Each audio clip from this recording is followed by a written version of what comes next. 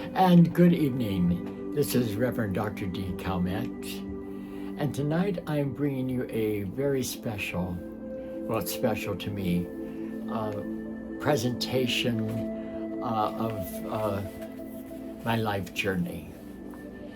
In 2023, I was featured in this magazine by DAP Health. DAP Health here in Palm Springs, which formerly known as Desert AIDS Project. And the synopsis or story that they shared about me in this magazine is one of hope and triumph. And of course, it contains a picture of me and Carol Channing, of me and my friend, the late Kay Ballard.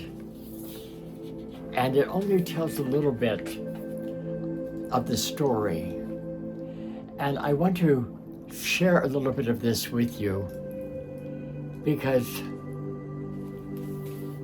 DAP has an annual event every year called the Chase, which used to be called the Chase Awards. And at that event at the convention center, which happens to be February 21st, people pledge and donate money to DAP Health. And a lot of times you don't get to see the result of some of that money. And sometimes you hear things about the organization that may not always be flattering, or people in the organization that may not always be flattering. But here's what I want you to remember. No organization is perfect. Every organization has its flaws. Every organization is made up of flawed people. DAP is made up of flawed people trying to do their best to bring compassion. Compassion right now to 88,000 of our neighbors. And I don't want this to be a plug, an advertisement for DAP as such. I want it to be where that as you're listening to this tonight, that you can envision humanity. Sometimes I'm out and about and somebody the other night said, well, you're an icon. I'm 76, but I don't feel like an icon. And at dinner the other night, somebody came up and they said, oh, I couldn't wait for you to get here. I saw that you were going to be here and I just had to meet you. I'm such a fan. I do what I do because I know what it's like to be marginalized. I know what it's like to be on the other side of healthcare. One time I said, what's important to remember is that DAP Health is a place where people come at various levels in their health. You may be the only light somebody sees that day, or the only person they encounter, because many people are shut-ins. So if you can make their day a little lighter for 5 minutes, great. Then you've done a wonderful service.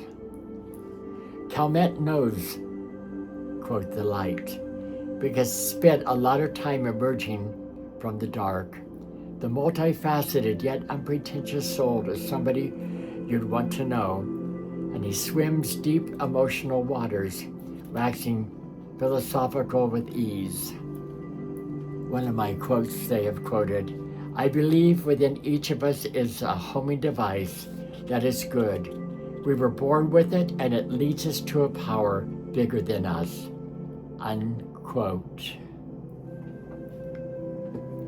In this article, which is 4 pages long, it talks to me about me performing on the stage with various people. It also talks about my marriage. It talks about some of the physical and sexual abuse that happened to me as a child.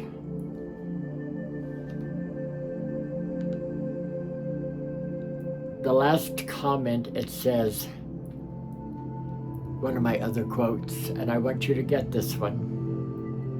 We can either choose to go through challenges or grow through them. You don't evolve, you unfold. I have had 10 lifetimes full of experiences. I've met and worked with famous people, and I met and worked with people who were in the gutter. These are all the same people. People are just people. I'm a survivor, so I do know what it takes to put one foot on the ground and the other foot forward and just keep going.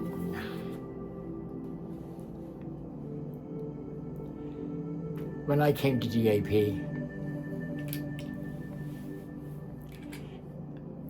it was with a history of hidden drug use. You know what I'm talking about, when you party and you look like you don't, or you put on a facade, a fake face, and you try to be all that because you remember when you thought you were all that, and now your life is spun out of control and your life is a mess. When I came to DAP, I had stuff in the storage unit. Before being at DAP, I actually was homeless, or what we call unsheltered. How did I get there? How did I get there? Through unhealthy choices that I made. Some of them from survival. Some of the things during that period of my time I don't even talk about, because even to me, they're too horrific to mention. But I remember coming into DAP Health, Desert Age Project. And the reason that I came to DAP Health is because I was shacking up with people, sleeping around people as a place to stay, somewhere to stay. Yes, drugs was part of it, sex was a lot of it. And when I walked through the doors of DAP Health, I wasn't sure what I was going to find. I didn't really want to walk through the doors, but it just so happened that the person I had spent the night with the night before had talked me into going to DAP Health, because quite possibly I might have a sexually transmitted infection. I didn't want to go, but I knew I had to go. DAP, yes, has its problems, but DAP has its compassion. I walked through the door. I was greeted not with judgment. I was greeted with compassion. I was greeted with somebody who wanted me to get medical attention. But not only did they want me to have medical attention, they wanted the whole person to be healed. The psychological, the mental health, the food insecurities, the honesty that I wasn't giving to myself. DAP created a safe space. It didn't happen overnight for me. So eventually, I began to see a safe space and be able to talk about what was real with me, instead of having this smile and everything always being all right, but nothing being all right. And it was probably a year or longer after being a client of DAP Health, that I actually began to work at DAP Health. And when I was asked why I wanted to work at DAP Health, it was simply because I wanted to give what I knew from my heart people needed. I understand that DAP, when people come to DAP Health, they're not there for a sports event. They're not there for the World Cup. They're not there for the Winter Olympics. They're there because of genuine health care issues. And yes, some of them act up and act out. Yes, some of them feel unheard and unseen. Yes, some of them feel like they're not valued and they're not important. The world outside has made people to feel that way. And you know, I remember that as a child when I was 4 or 5 years old and I had quit speaking. I had quit speaking for about 5 or 6 years because of all the sexual, mental, and physical abuse that went on. And this family took me from a trailer and took me to live with them in Oregon, Grants Pass, Oregon to be exact. And I knew it was Grants Pass because we arrived at night and the P had been burned out of the sign pass over the city. And I remember the lady taking me to school. And back in those days, you didn't have to prove who your children were. And her boyfriend or husband, whatever, it was named George. So they called me George Jr. And I remember her saying to the principal, who was also one of the teachers, "This is our son, George Jr. He's a little slow, if you know what I mean." Nobody knew that I needed glasses. Nobody knew anything. The only seat in the class was at the very back of the class where I couldn't see the board. I was there in a room full of people, but yet isolated. Just because you're in a group of people doesn't mean that you don't feel lonely and isolated. And the kids didn't want to play with me at recess. I didn't want to play with them because they called me moron, stupid, loser, ignorant, all the names that you could think of, retard.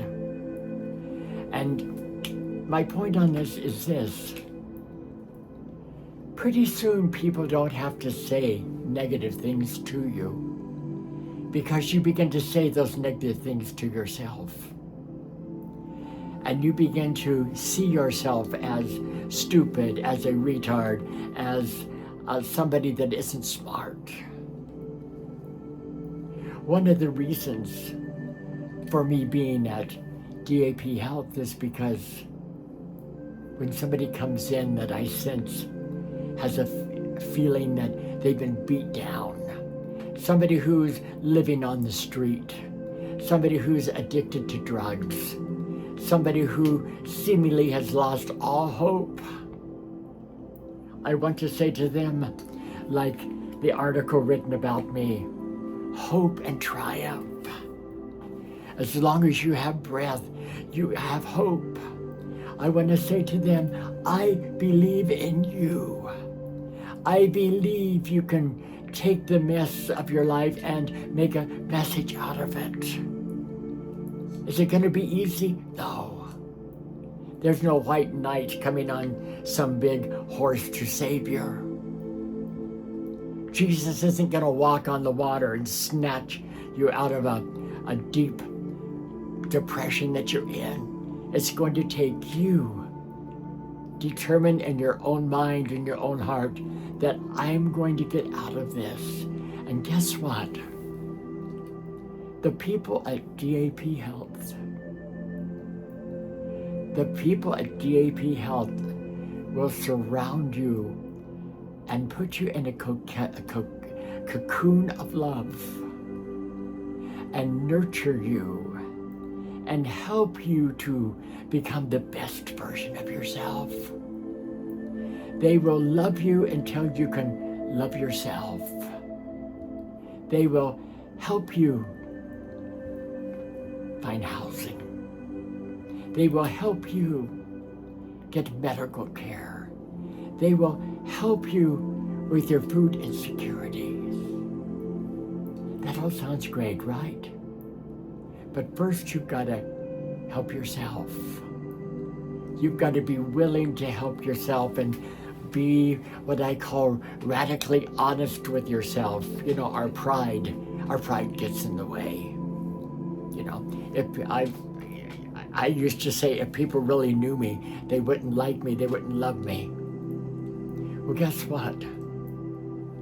What I didn't love and what I didn't like was myself. And I've not had a physical family for years.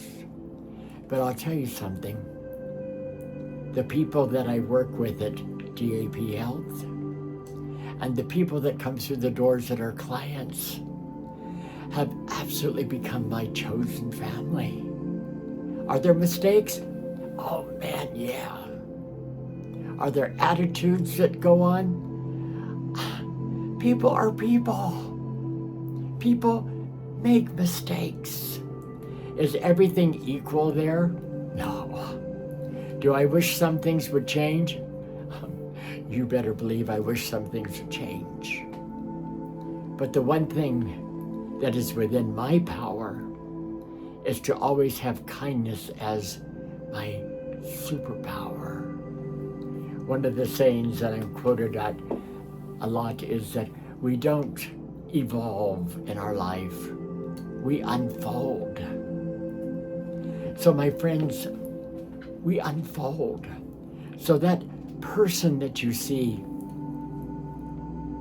on the side of the road, that person that you see with the backpack, that person that you see that we treat for sexual infections, for HIVs, the mothers that you see that are undocumented, the kids that you see that people are afraid of ICE in this time, the transgender people that you see, the LGBTQ people that you see, everybody that you see. When you reach out to DAP, you make a difference. And I'm sitting here tonight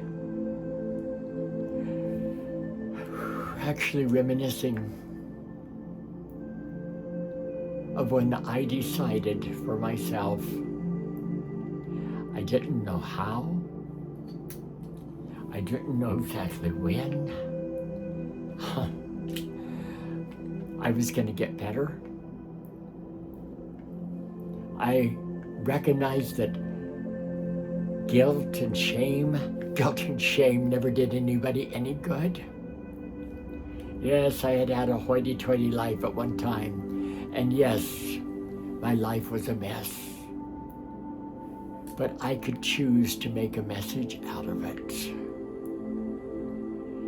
And one of the things at DAP that we endeavor to do is exhibit positivity to show people that there are possibilities.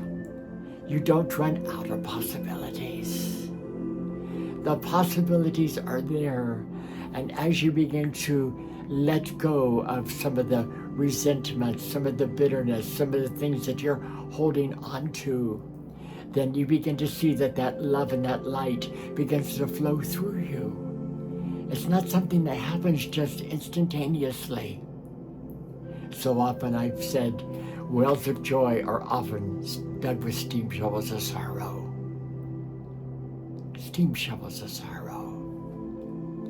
You come in to our clinics. You come into DAP Health. And those wells of joy we will help. We will help to heal the sorrow. We will help to heal the pain. And I want to encourage you,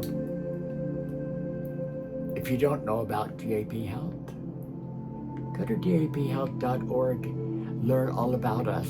I know it sounds like a commercial, and I'm not really meaning this to be a commercial.